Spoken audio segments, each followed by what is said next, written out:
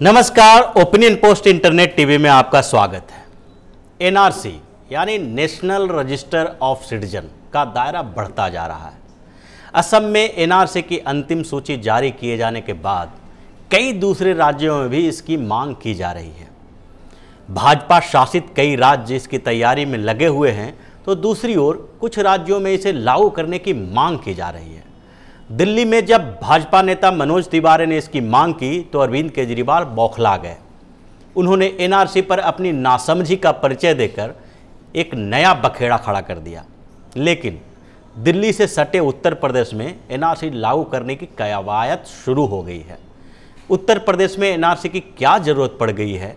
क्या यह केवल एक राजनीति है या फिर उत्तर प्रदेश सरकार को वास्तव में इसकी जरूरत है? हम आज ऐसे ही सवालों का जवाब ढूंढने की कोशिश इस प्रोग्राम में करेंगे। दरअसल एनआरसी एक ऐसा दस्तावेज है जिससे क्षेत्र में रहने वाले भारतीय नागरिक और विदेशियों की पहचान की जाती है।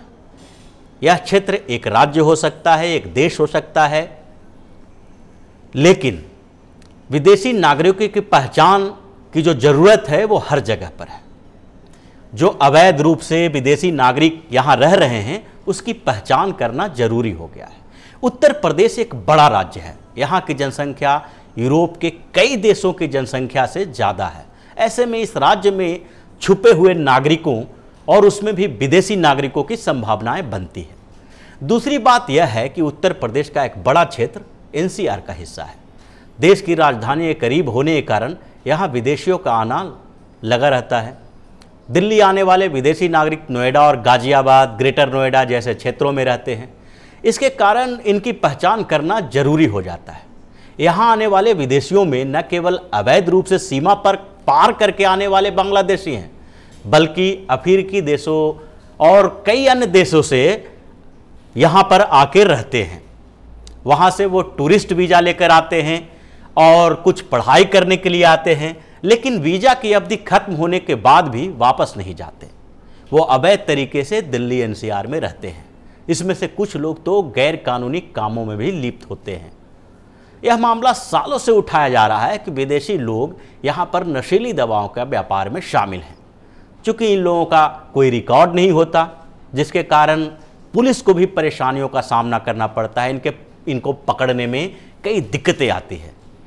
नशीली दवाओं के अलावा यहाँ ऑनलाइन फ्रॉड के कई मामले सामने आए हैं। पिछले दिनों ग्रेटर नोएडा में ऑपरेशन क्लीन चलाया गया था। पुलिस को ऐसी सूचना मिली थी कि यहाँ कई विदेशी बिना वैध वीज़ा के रह रहे हैं।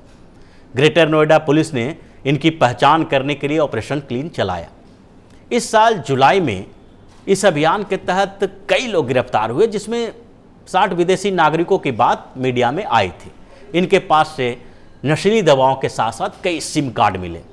ग्रेटर नोएडा पुलिस ने जिन लोगों को गिरफ्तार किया था उसमें Nigeria, Kenya, Tanzania, Zambia, Ivory Coast, Angola आदि कई अफ्रीकी देशों के लोग थे, जिसमें से इन लोगों ने 320 लोगों की पहचान करके इनके दस्तावेजों की पड़ताल की, उसके बारे में देखा, सुना, जांच की, जिसमें 60 लोग ऐसे पाए गए जिनके दस्तावेज सही नहीं थे।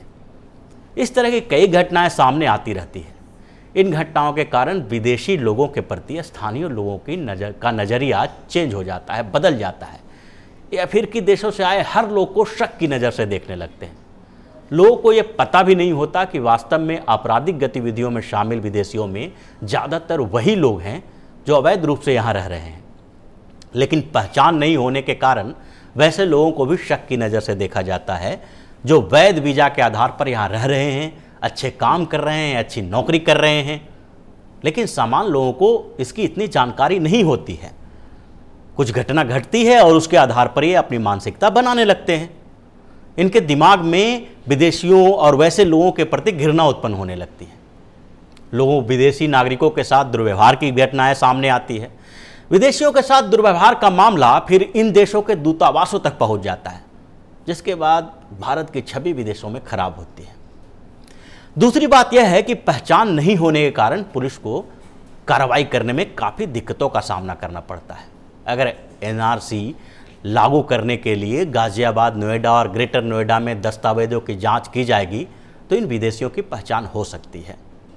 इससे अवैध रूप से रहने वाले विदेशी नागरिकों को उनके देश वापस भेजने में भी आसान हो जाएगा और अपराध के ऊपर नियंत्रण में भी थोड़ी आसानी होगी। अफ्रीकी देशों के अलावा दिल्ली एनसीआर में पड़ोसी देशों से भी अवैध तरीके से सीमा पार करके बहुत सारे लोग यहां आए हुए हैं। इसमें सबसे ज़्यादा लोग बांग्लादेश के हैं और बांग्लादेश की सीमा पार करके ये आए हुए हैं।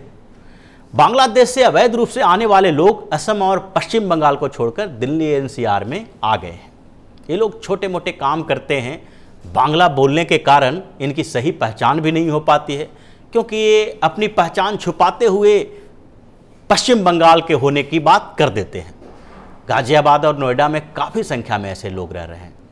दिल्ली में काम करने वाले ऐसे लोग भी हैं जो बांग्लादेश से आए हुए हैं और नोएडा और गाजियाबाद में रहते हैं और दिल्ली में काम करते हैं। चूंकि नोएडा, ग्रेटर नोएडा और गाजियाबाद में भी रोजगार की संभावनाएं, वहां रोजगार के अवसर बढ़ गए हैं, इसके कारण यहां भी काम करने के लिए कई लोग रहते हैं। ये लोग अवैध तरीके से यहां पे रह रहे हैं जो बांग्लादेश से आए हुए हैं, और इसमें से कई लोग हैं जो आपराधिक गतिविधियों में भी शामिल हैं। ऐसे लोगों की पहचान करके इन्हें बाहर करने के लिए उत्तर प्रदेश में एनआरसी लागू करना जरूरी हो गया है। हालांकि उत्तर प्रदेश सरकार ने आज से इसकी कवायद शुरू कर दी है। एनआरसी का ड्राफ्ट जारी करने के लिए डीजीपी मुख्यालय ने तैयारी शुरू कर दी है। सभी जिलों के पुलिस कप्तानों, आईजी, डीआईजी रेंज व एडीजी जोन को पत्र भेजकर इस पर काम शुरू करने के निर्देश दिए जाएंगे। जानकारी के मुताबिक एनआरसी के लिए डीजीपी मुख्यालय ने जो मसौदा तैयार किया है उसमें सभी जिलों के बाहरी छोर पर स्थित रेलवे स्टेशन, जो बाहर पे रेलवे स्टेशन है, बस स्टैंड है, रोड के किनारे जो झुग्गी झोपड़ी बना के रह रहे हैं, उन बस्तियों की पहचान की जाएगी सबसे पहले। ऐसा माना जा रहा है कि इन जगहों पे विदेशी नागरिकों को अवैध रूप से रहने की संभावना ज़्यादा होती है। यहाँ पर लोग आसानी से बस जाते हैं, तो यहाँ छुपे रहने वाले अवैध विदेशी नागरिकों की पहचान की जाएगी और सबसे पहले की जाएगी।